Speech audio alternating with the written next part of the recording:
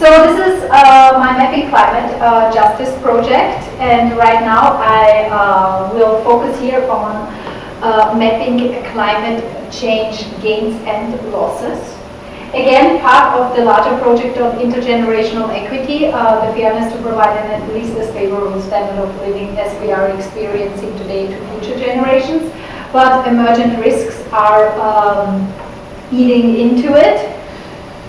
How do you measure the impact of globalization on society? One of the things that I did is I used the theory of social representations. That's a theory that's used in political sciences, and thereby you would go and collect data from leaders that exchange information. What I did is I went to a future conference on justice responsibility for the future. I had the videotapes of 110 experts and a bit less than 50,000 words. I categorized the notions on intergenerational equity, this is just an example, and derived different categories, and I find in 2011 at this future conference that intergenerational conscientiousness is comprised about the aging Western world population and the need for pension reform.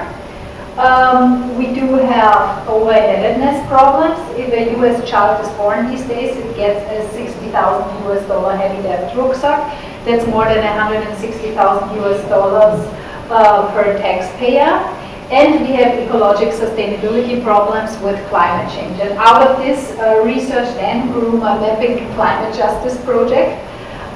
Here we also have what kind of leaders had what kind of notions on intergenerational equity. Religious leaders thought about the legal foundation of intergenerational conscientiousness. International organizations thought about energy efficiency. Economics and finance thought about the Eurozone and over-indebtedness crisis. And media was questioning what is intergenerational equity. And academia was cynical, saying we cannot change anything at all. But of course you can. And so I rolled out this Mapping Climate Justice project. And here the idea is to have climate fairness on 3 different dimensions. The first dimension is fairness within the society. Make sure that we do have a progressive taxation when it comes to raise funds for climate change mitigation and adaptation. So for instance, not have a student worker bear a higher burden in relation to their lower income than a financial executive. Have a consumption tax to raise funds for climate change mitigation and adaptation in order to curb harmful emissions, but also to tax a former wealth accumulation that potentially has offset climate change. An idea here is to use an innovative inheritance tax, and I don't mean if a father dies and the children inherit funds, but for instance if you have a merger and acquisition, or if you have a hostile takeover, or if you have just a board member changing, then enact a taxation, and thereby you could reap benefits from past wealth accumulation that potentially has offset climate change. And it's constitutional, because usually it's unconstitutional to have retroactive taxation. Once the tax year is over and you have reported properly, the tax or the state cannot have their tiny little hands in your pocket. I cannot be held liable for taxes in 2015 if I've reported it correctly right now anymore. But this way you could have a past wealth accumulation taxation strategy that is completely constitutional. So that is the one idea, to have fairness within a community regarding climate change, raising funds for climate change mitigation and adaptation. The second idea is have fairness in between countries. And here, first I roll out a legal argument. We don't know exactly which legal code is really applicable to climate. Originally, climate is a common good, but then you also have this private property notion of climate change changing private property. There are already estimations in 200 years Manhattan will be halfway underwater, so if I buy a fancy loft, my children might be underwater, so private property will be destroyed. And one of the interesting legal cases in which you can legally disown people is a case when it's not so clear what legal code applies and the private property holder is not existing. Where this comes to play is in restitution cases. The stone of Rosetta was found in ancient times by Napoleon in the desert of Cairo and is now exhibited actually in the National Gallery in London. And Egypt tries to reclaim this historic stone. And the British Empire is stronger legally, saying they give the stone a gestalt and a meaning. And Great Britain has better means of protection and conservation of the stone. Then the stone would be, if the stone would be returned to the desert of Cairo. And with that, they can legally disown Cairo or the people of Egypt. And it also it has changed from a private property into a common good. Nobody really exactly knows who the possessor of the stone was, because the possessor is dead. And you could now, through a legal subsumption, use this argument. If a country says they have better means of protection and conservation, and they can disown a state, a nation state, you could also make this argument that governments that have better means of protection and conservation of a stable climate should have a higher responsibility to protect the common climate. But how do you figure out who has better means of protection and conservation when it comes to climate change? And here it becomes really interesting, because I calculated the climate change gains and losses around the world for nation states. You have the medium temperature around the world. You can say every nation state has a medium temperature. My hunch is Taiwan has a higher medium temperature than Canada. And you have GDP production, so the gross domestic product, comprised of agriculture, service, and industry. And then there's, in the literature, you find something like the optimal cardinal temperature for GDP production. You can say when the agriculture production, the industry sector, or the service sector is at its peak condition. So you have this medium temperature around the world. You have the GDP composition. Some countries are more focused on agriculture, others more on service sector. And you have the optimal temperature. And you have projections how hot it will be in 2100. And out of these variables, you can calculate who will be gaining and who will be losing from climate change until 2100 in terms of GDP prospects. Because I'm an economist, I calculated linear prospect and hyperbolic models around the cardinal temperature, because we don't actually really know if deviation from the cardinal temperature, 1 degree up or down, is linear, is a prospect, so concave and convex gains and losses, or hyperbolic. Here you see this hyperbolic means like this, if it's shaped in a hyperbola. So I calculated all three and then just took the mean out of these three models, because we really don't know exactly how this will be distributed. And what I shockingly find is, until 2100, just by pure GDP growth prospects, the Earth warming, the Earth by itself will gain more than lose until 2100. But, and this is the point of the next graph, if I just divide it by 1/3 of the countries, 1/3 of the countries, and 1/3 of the countries, this green, those are the countries that will be gaining. Yellow, those are the countries that are around the peak condition. And red, those are the countries that will have run out of peak condition time until 2100. If I then divide it by 1/3 of the gains, 1/3 in between, and 1/3 of the losses, you see this bar shifts up. So only 70 countries will actually gain 1/3 of the gains. So only a few countries will be coming rich. This is how it distributes over the world. Green means the countries have the most time ahead in 2100, so they still are approaching the peak condition. Here, the gentleman from Canada, look at you, you will be winning. Here we have parks that are winning, and you see the greater belt will have run out of time in 2100 regarding peak condition. Who are the winners? Canada, Russia, Mongolia, Kyrgyzstan, Tajikistan, Iceland, Finland, Norway, Sweden.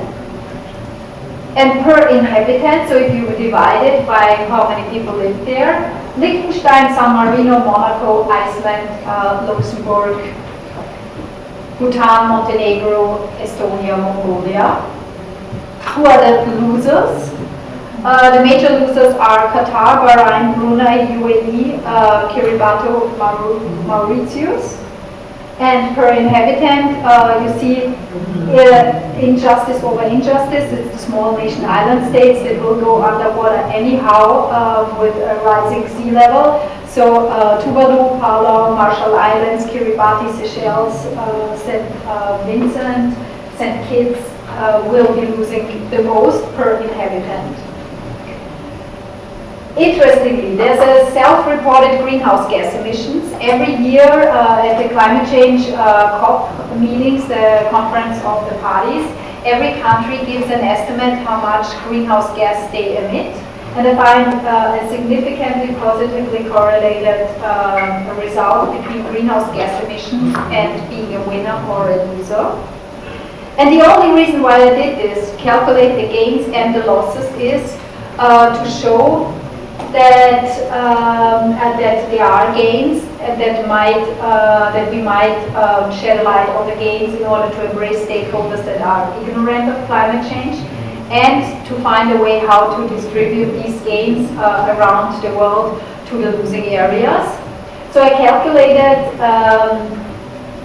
the gains and the losses, and I multiplied it by GDP per inhabitant. And this is based on an idea that came by Maroon and Morris, that showed that are working for the World Bank, and that showed that acceptance for a climate tax is the highest when it goes immediately into climate change mitigation and adaptation, and not that you raise funds for climate but then use it for something completely different.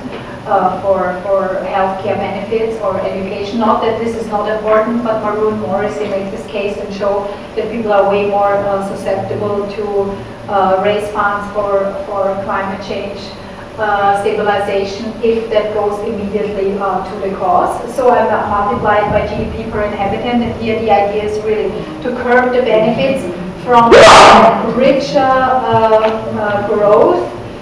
Just make this growth a bit smaller and redistribute it to the areas and to the industries that will be losing around the world the most. This is the transfer distribution around the world. And here it becomes interesting. So if you factor this in GDP per inhabitant, you see that the grantors should be Liechtenstein, Canada, Norway, Iceland, Switzerland, Luxembourg, Finland, Monaco, Denmark, Austria, and the US. And the beneficiaries, those countries that will have run out of time and that lose the most GDP per inhabitant wise, are Qatar, UAE, Singapore, Bahrain, Brunei, Kuwait, Trinidad. And here you see this whole idea becomes politically completely infeasible. You can laugh. You can laugh out loud. I've presented this twice by now in Washington, D.C. Once at the National Academy of Sciences, and people were like, I had people from the military, they gave me a look as if now she lost it. So I lost the audience there. And then the second time I got a scholarship. I'm currently actually in Washington, D.C. over the summer, 5 blocks away from the White House, and I got a scholarship to refine this model. And when I presented this, people gave me a look, this is out of any question, we are not going to do this. And then I sat down and I felt like, okay, good, I have to, here really the story breaks apart, I have to change it. First, I present some more data, and then I show how I approach this politically feasible thing. So, 2 more data points, and then I present what will be following, and then I'm done. First, so this was all prospect in 2100. I already find in the now time, so today, I already find a human migration stream. Already people are moving into the climate change winning areas. I see a significantly positive correlation of being a climate change winner and having human migration inflows. People are moving into the winning areas, and I find foreign direct investment inflows into the climate change winning areas, which is not counterbalanced by remittances. So finance and human capital is moving into the winning areas, but no financial outflow in terms of remittances, families sending money back home. This is not the case. So you see, finance and human capital is going into the winning areas. How am I going to now refine the model? Yeah, the third idea is that climate fairness over time. That's a climate change, or that's an American climate justice approach. How to, so the idea here is that the climate change winning areas, there you should use tax.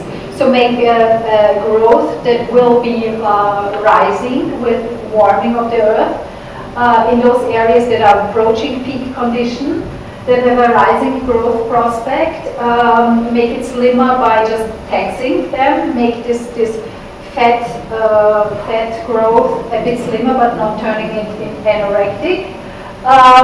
And in the climate change losing areas that have run out of time, use a climate bonds strategy. Bonds have originally always used in times of uncertainty. So, for instance, World War I and II was financed on both the American and the European side on war bonds. Why not use this strategy right now in order to raise the funds for climate change mitigation and adaptation? And bonds have the beautiful idea that you can raise funds through debt and have the debt repaid by the future generations. So they get a stable climate, but then have to simply pay for it in the next generation, and that's technically feasible. So you could use this taxation and bond strategy in order to ensure climate fairness over time. Yes, but how are we going to now refine the model? So, once I see this politically infeasible, the Christian club pays into the Arab world, I make now the case that I'm calculating currently purely, so I leave aside nation states and I calculate purely the market gains and financial market gains from a warming earth. So we have this peak temperature, the cardinal temperature. And you can say when it's best for crops to bloom, for agriculture, when in the industry sector it's the best condition, so engines do not run too hot. And you can say for the service sector, the peak temperature is very much centered around how long people want to spend time outside, in what temperature it gets too hot for them, how to cool certain areas or have dairy products still fresh. So you can say there's cardinal temperature for GDP production, and I just approach it now from the market perspectives and show first how the GDP composition might change, because the cardinal temperature for agriculture, service and industry sector is different. So the highest temperature is for agriculture actually, so I make this bold argument that we might be moving more into agriculture again. Or we find ways to have cooler industries. So that's the market gains prospect. And then from the financial market gain prospect, so I saw this really interesting presentation. When you run out of natural resources that seem to be very important for energy and thus GDP production when it comes to industries. Once you reach a finite end, there's actually a peak in price before the price completely drops. So if we are running out of a certain natural resource, it becomes a luxury. There's scarcity around this end point. So the price would go up. And once you reach a certain price threshold, people find creative ways to replace it. And then the market completely collapses and the price drops. So I have for agriculture, service and industry sectors, I have this peak temperature, but I also have the maximum temperature. So at this temperature, crops would not bloom anymore. Its corn is not going to grow at a certain point of temperature. And I will use these insights that around the end, around the scarcity, you see a rising price. So because I have from the industries the final point when the temperature gets too hot, Then I made price estimations around the final end. The last year there will be a spike, and then it's considered to be dropping. And with that I will calculate financial market gain prospects and extrapolate it over time. But I'm crunching the data these days, and please correct me if something, especially in this later part of the presentation, doesn't make sense to you, because I'm really currently crunching that data. And to be honest, the good news is climate change, really the next 100, 200 years, the Earth will be gaining. I see this a lot in the data. So the cardinal temperatures for a lot of things are just, we have still time ahead. So our generation will be fine. But then I come in, and here I close it with my intergenerational equity, just because our generation is fine, often our children and potentially our grandchildren will still be able to enjoy corn and all the vegetables. Just because of this, there is some kind of intergenerational conscientiousness. We should still try to find ways to alleviate or to stabilize the climate. With that, I leave it up to you. I know, very provocative, but at least people remember me with this presentation. It sheds a different light on a very negative communication about climate change. Yes, with this.